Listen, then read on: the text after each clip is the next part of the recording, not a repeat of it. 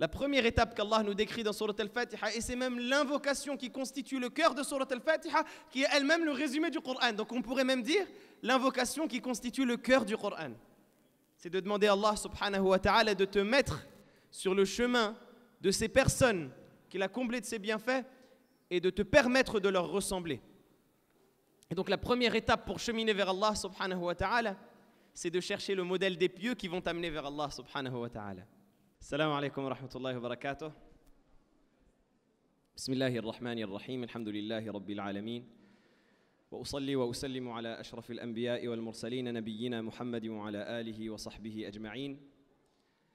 ولا حول ولا قوة إلا بالله العلي العظيم ولا حول ولا قوة إلا بالله العلي العظيم ولا حول ولا قوة إلا بالله العلي العظيم رب اشرح لي صدري ويسر لي أمري واحلل عقدة من لساني يفقهوا قولي أما بعد مرحبا بكم جميعا.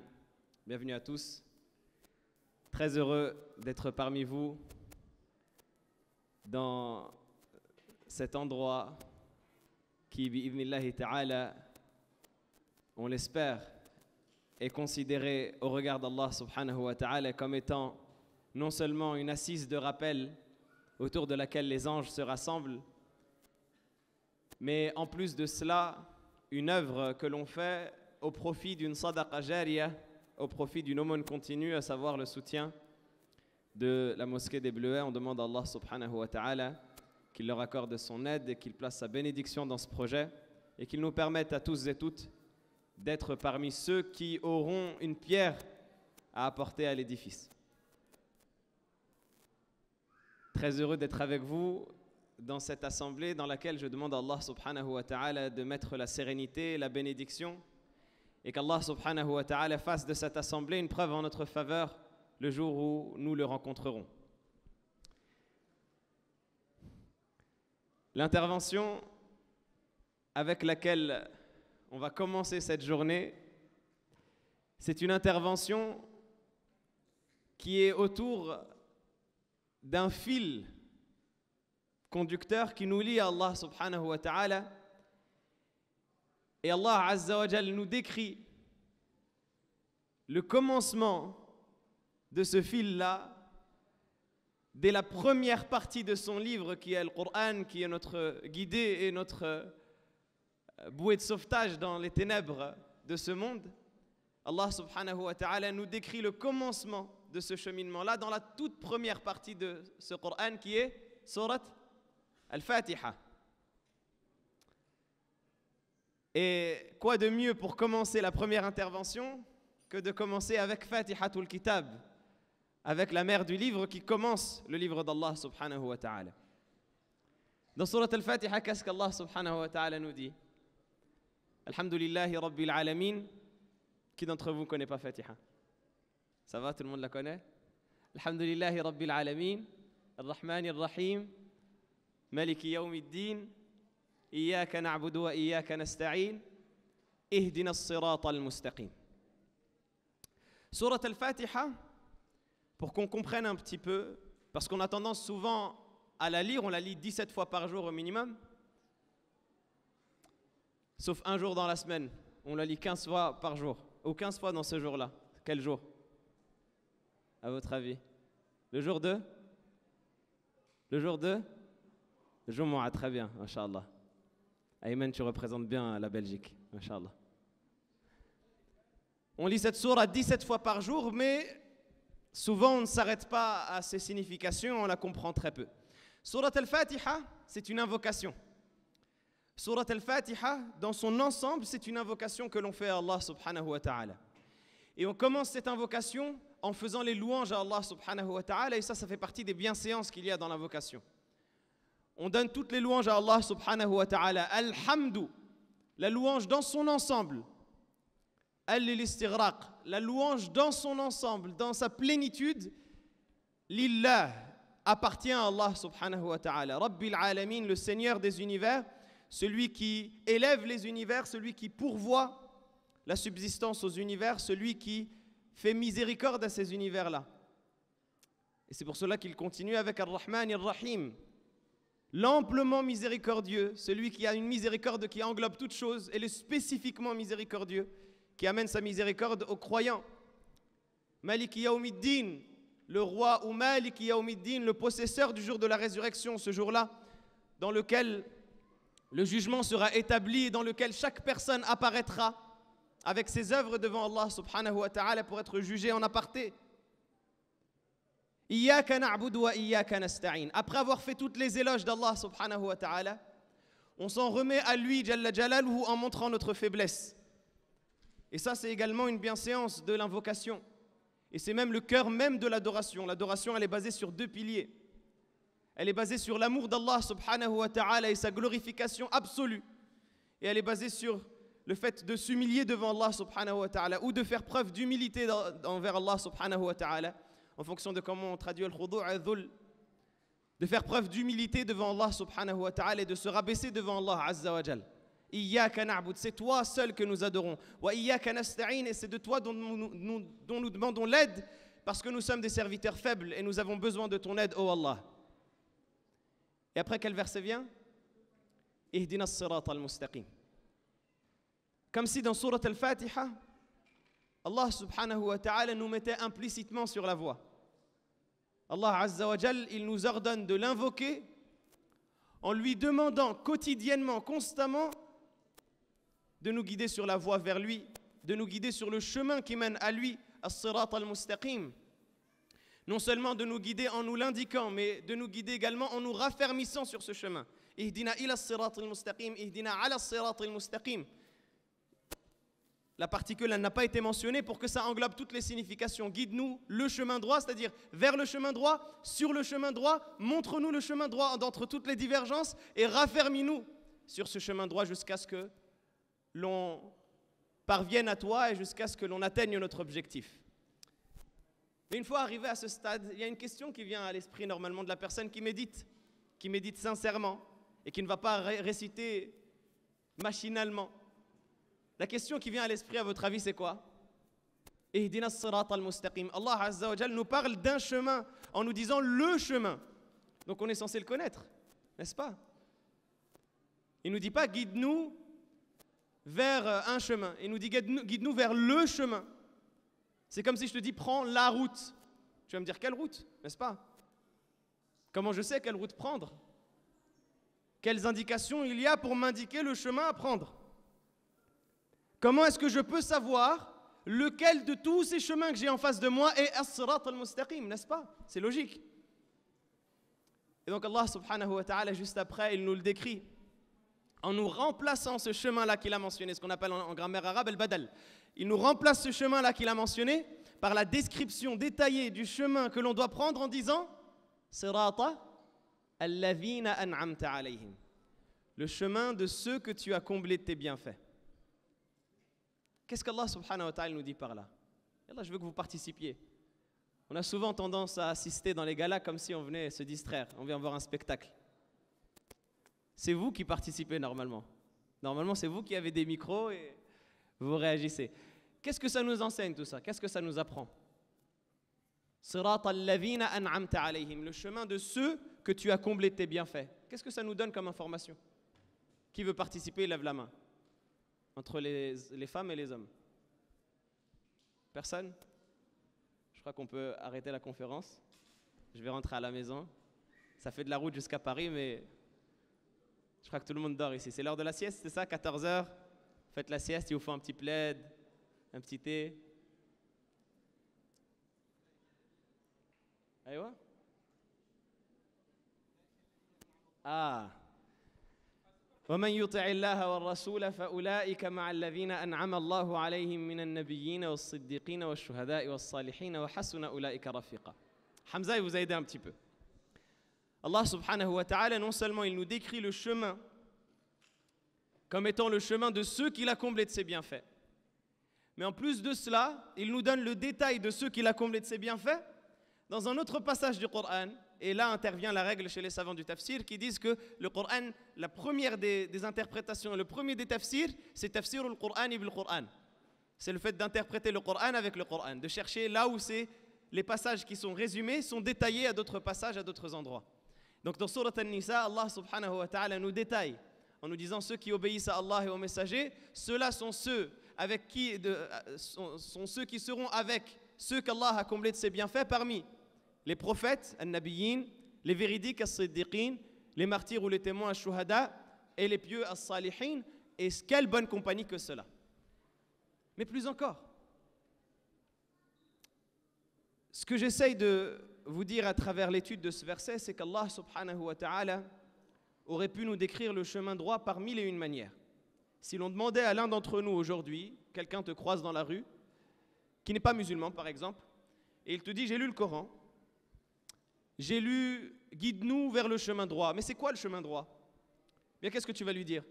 C'est le chemin de l'adoration, c'est le chemin de la piété, c'est faire le bien, s'écarter du mal, c'est adorer Allah, faire les 5 piliers, s'écarter des péchés, obéir à ses parents, etc., n'est-ce pas? Mais Allah subhanahu wa ta'ala, il n'a pas décrit ainsi. Et Allah azza wa jal, il n'a même pas attribué ce chemin à lui-même, jalla jalaluhu, comme il l'a fait à d'autres passages, comme la fin de Surat Ash-Shura, Siratillahi alladhi lahu ma fi samawati wa ma fi al-ard, ala ila Allahi tasiru al-umur. Le chemin d'Allah à qui appartient tout ce qu'il y a dans les cieux et la terre. Allah azza wa jal ne l'a même pas attribué à lui-même, jalla jalaluhu, il l'a attribué à des hommes. Il l'a attribué à des humains, à des créatures. Allah subhanahu wa ta'ala nous dit ce chemin-là, qui est le chemin droit, c'est le chemin de ces gens. À votre avis, qu'est-ce que ça veut dire? C'est-à-dire qu'Allah subhanahu wa ta'ala, il nous donne des exemples, il nous donne des modèles parmi les gens qui sont comme nous, parmi les êtres humains, pour qu'on sache se repérer avec ceux qui sont autour de nous. Parce que l'être humain, c'est un animal politique, disait Aristote. Al-insan madani ut-tab', disent les savants. C'est un homme qui... L'être humain, c'est une créature qui doit vivre en société. Et donc forcément, l'être humain va chercher des modèles.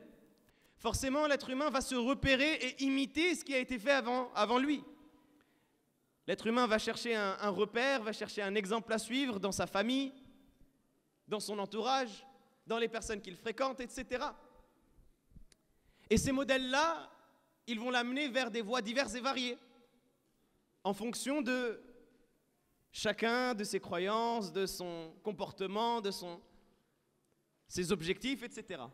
Mais Allah subhanahu wa ta'ala, il nous donne les bons modèles à suivre. Et il nous montre que l'on doit s'entourer de ces modèles-là pour cheminer vers lui, Jalla Jalaluhu. Et ces modèles-là, en très résumé, ce sont les pieux qu'Allah subhanahu wa ta'ala a agréés, et à leur tête les prophètes. Ulaika alladhina hadallah fabihudahu muqtadih. Allah azza wa jalla nous dit dans un autre passage du Coran, ceux-là sont ceux qu'Allah a guidés, suis donc leur guidée.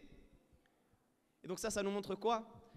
Ça nous montre que la première étape, parce que c'est dans Surat Al-Fatiha, ce n'est pas moi qui invente, la première étape qu'Allah nous décrit dans Surat Al-Fatiha, et c'est même l'invocation qui constitue le cœur de Surat Al-Fatiha, qui est elle-même le résumé du Coran. Donc on pourrait même dire l'invocation qui constitue le cœur du Coran. C'est de demander à Allah subhanahu wa ta'ala de te mettre sur le chemin de ces personnes qu'il a comblées de ses bienfaits et de te permettre de leur ressembler. Et donc la première étape pour cheminer vers Allah subhanahu wa ta'ala, c'est de chercher le modèle des pieux qui vont t'amener vers Allah subhanahu wa ta'ala. Et Allah azza wa jal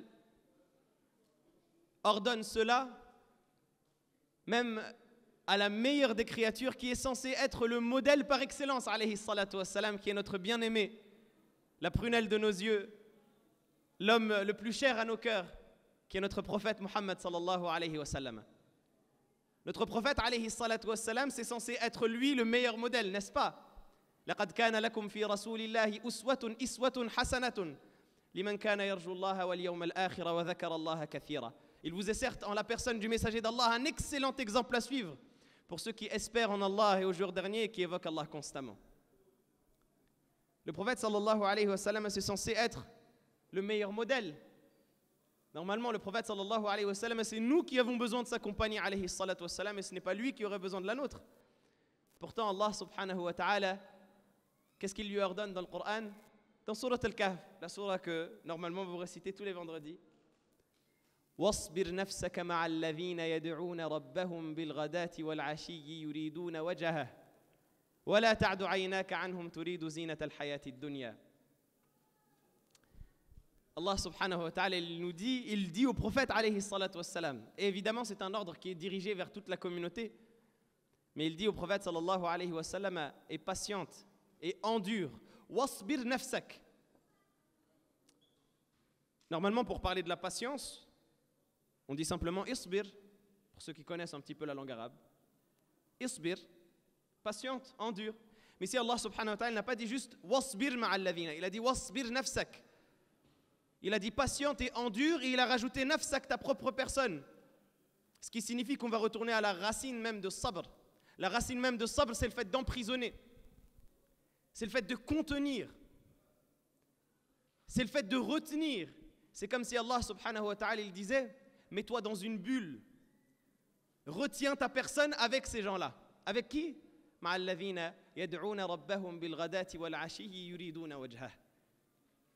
Avec ceux qui invoquent leur Seigneur matin et soir en espérant sa face et sa récompense. Jalla jalaluhu. Allah subhanahu wa ta'ala, il leur donne au prophète sallallahu alayhi wa sallam de contenir sa personne, alayhi salatu wa salam, et de fréquenter ces gens. Et les savants, ils disent que ce verset, il est descendu dans un contexte particulier.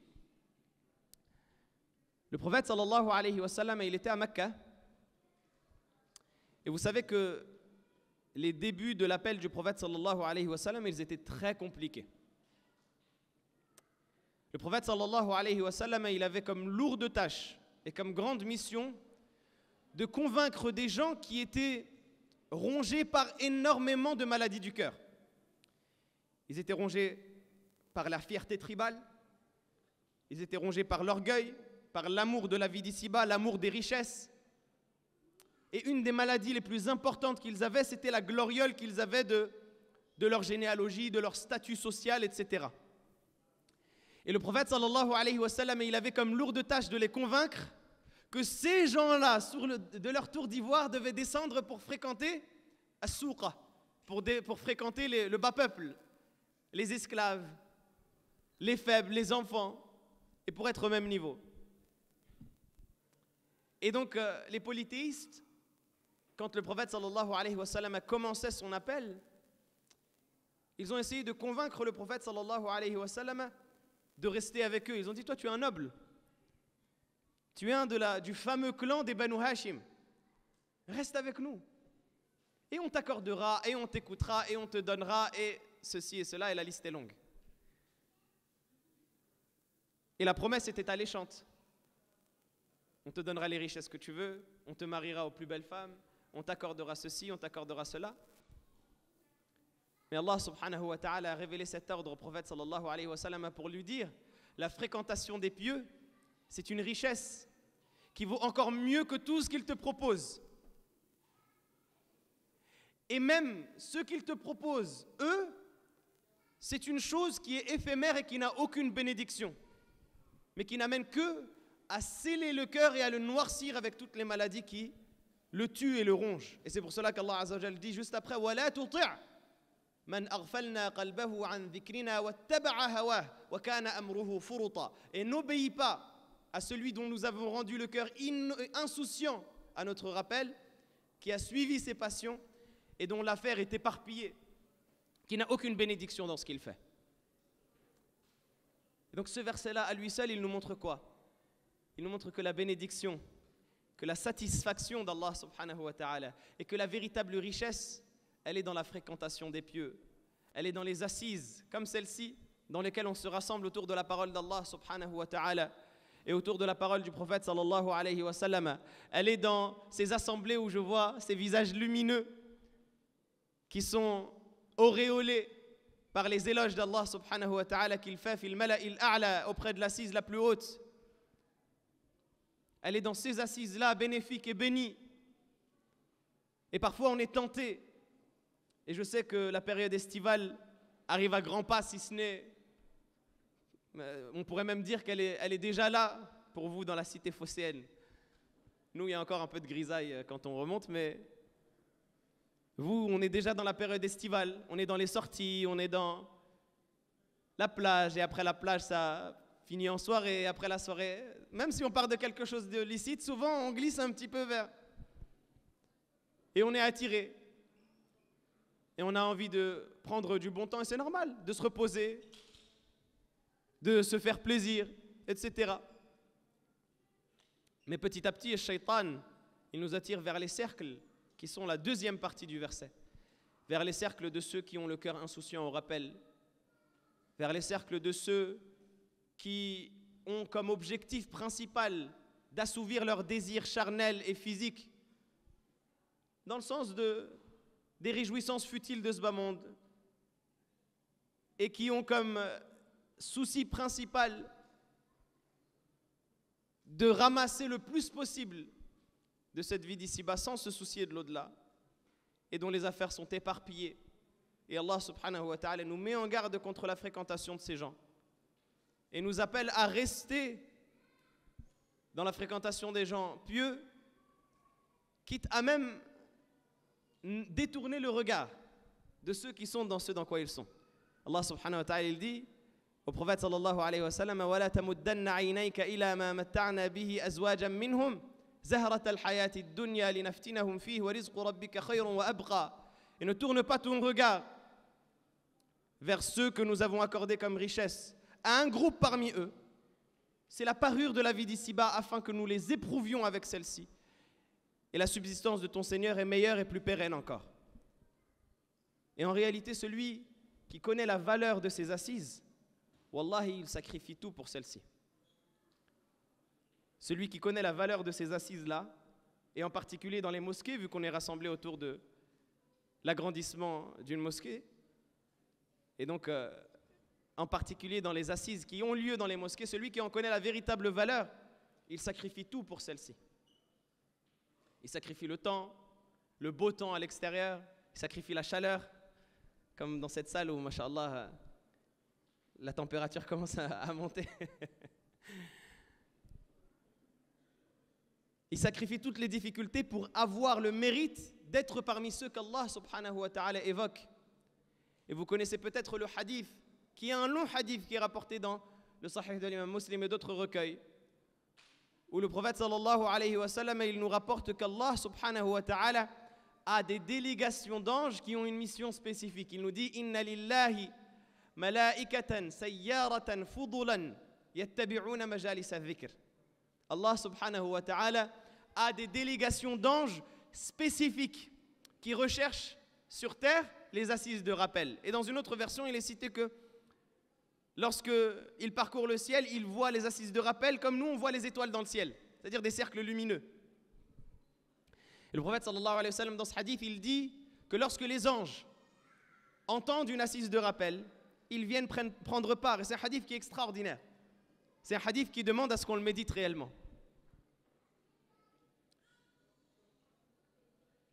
Lorsqu'ils entendent une assise de rappel, ils assistent. Et ils assistent jusqu'à remplir l'assise et à l'entourer. Au point où lorsque l'assise est remplie, eh bien, les anges se mettent les uns sur les autres et les uns sur les autres jusqu'à atteindre le ciel. Et on espère et on demande à Allah subhanahu wa ta'ala d'être parmi ces assises-là et que la nôtre soit comptabilisée parmi celles-ci et que les anges soient parmi nous actuellement. Et donc ils l'entourent et ils l'englobent du stade de la vie d'ici-bas jusqu'au premier ciel. Et ensuite, lorsque l'assise est finie, ils s'en vont faire ce qu'on pourrait appeler leur rapport vis-à-vis d'Allah subhanahu wa ta'ala. Et Allah azza wa jalla, le prophète sallallahu alayhi wa sallam, nous dit, Allah subhanahu wa ta'ala les questionne alors qu'il sait mieux qu'eux. فَيَسْأَلُهُمْ وَهُوَ أَعْلَمُ بِهِمْ. Et il les questionne et leur dit, comment avez-vous laissé mes serviteurs dans cette assise-là? Et ils disent, nous avons laissé tes serviteurs en train d'évoquer le paradis et de l'espérer. Et Allah subhanahu wa ta'ala il dit, est-ce qu'ils ont vu le paradis? Et les anges disent non. Ils ont entendu, ils ont cru au paradis et ils demandent le paradis alors qu'ils ne l'ont pas vu. Et Allah subhanahu wa ta'ala il dit ensuite, et de quoi est-ce qu'ils demandent protection? Et les anges disent, ils demandent protection de l'enfer. Et Allah subhanahu wa ta'ala dit, est-ce qu'ils ont vu l'enfer? Et les anges disent non. Et donc ça veut dire que ces gens-là, ils croient en l'enfer et ils demandent protection de l'enfer alors qu'ils ne l'ont pas vu. Et Allah subhanahu wa ta'ala, le hadith est long, j'essaye de le résumer.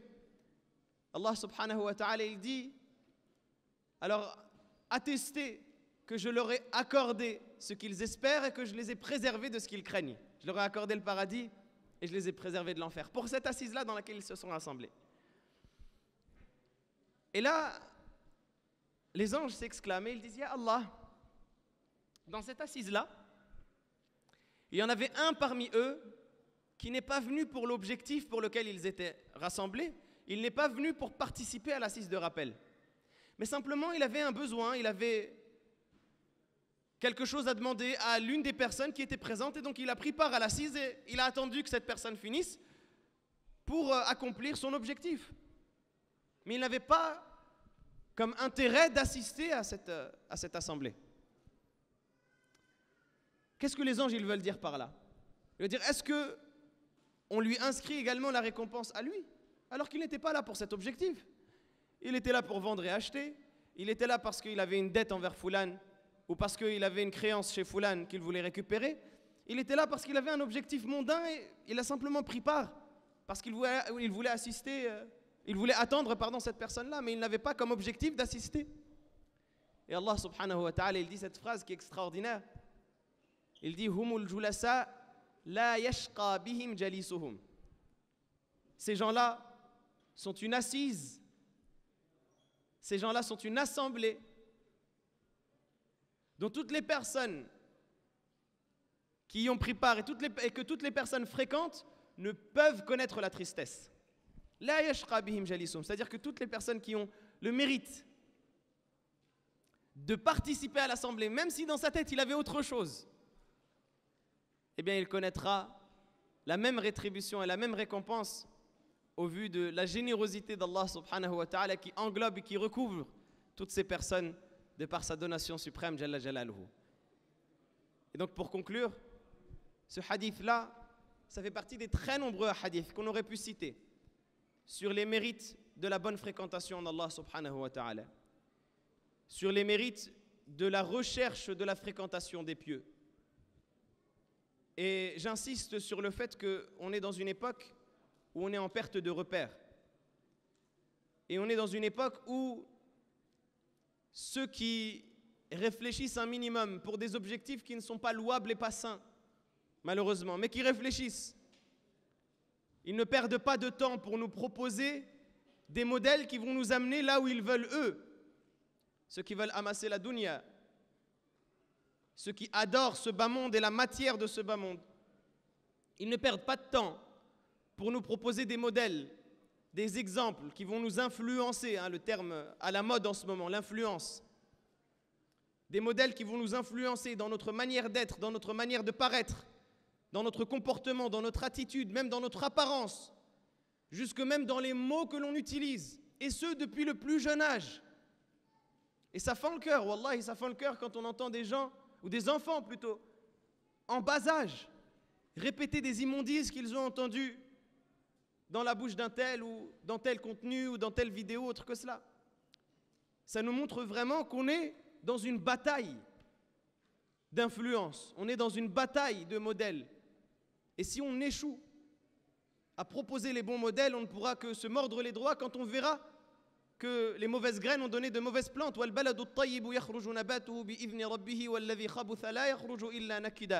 Et la bonne terre, elle donne des bonnes plantes par la permission de son Seigneur, tandis que celle qui est mauvaise, elle ne donne que des mauvaises plantes.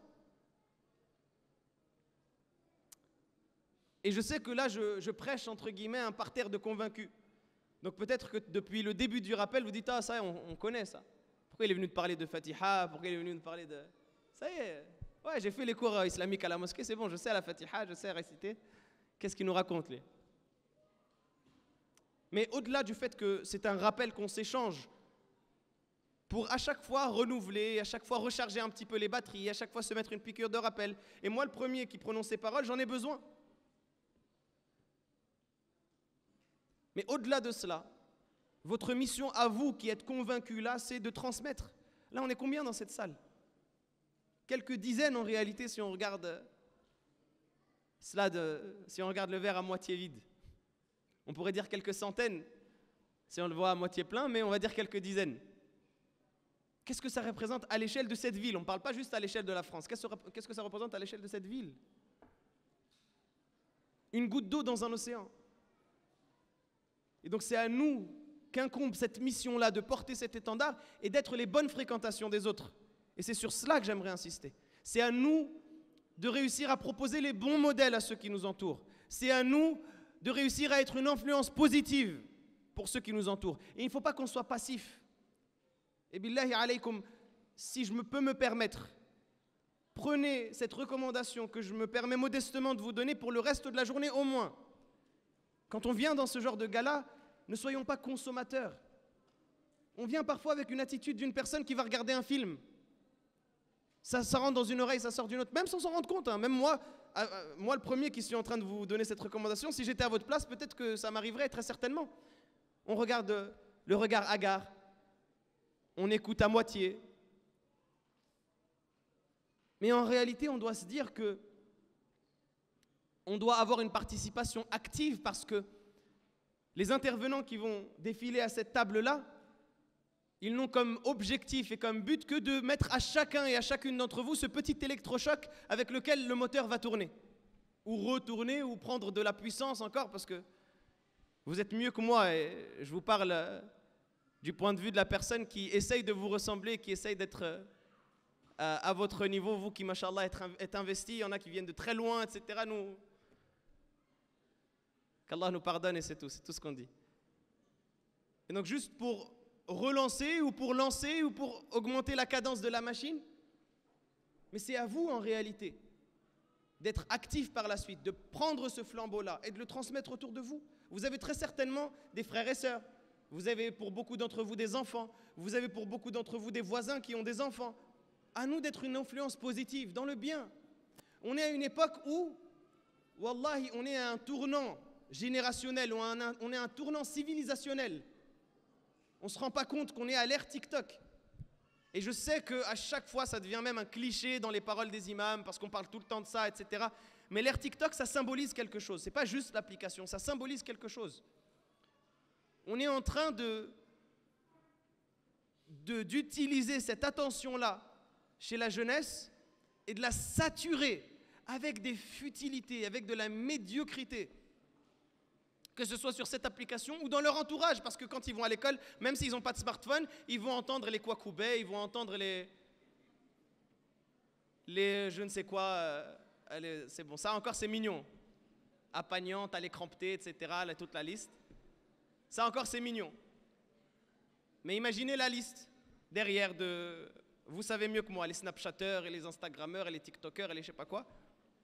Et de manière générale, ça veut dire que même entre eux, dans leur fréquentation, ils sont exposés à ce genre de modèle. Si on n'inverse pas la tendance, si on n'arrive pas à inverser la vapeur en proposant des modèles solides, ben on a déjà perdu avant même d'avoir commencé. Et on ne pourra que se mordre les doigts par la suite. Et c'est triste parfois de voir une personne qui vient à la mosquée, qui sollicite l'imam, et qui vient lui dire « Mon fils, il est... dans telle chose ou dans tel égarement, sans salir nos oreilles de ce que vous connaissez déjà, vous savez déjà de quoi je peux parler, et malheureusement les mots sont divers. Et la seule réponse que l'imam peut donner, c'est le proverbe arabe qui dit « As-sayfa dayya'ti al-laban ». Le moment où il fallait faire la récolte, tu l'as négligé. Le moment où il fallait faire en sorte que ton fils soit protégé, etc., tu l'as négligé. Et maintenant que la plante a poussé tordue, maintenant que la forêt a poussé tordue, tu viens essayer de voir quelqu'un pour qu'il frappe d'une baguette magique et qu'il répare tout? Non, c'est pas comme ça que ça marche. Et donc pour nous-mêmes, on se doit d'être des modèles en nous-mêmes.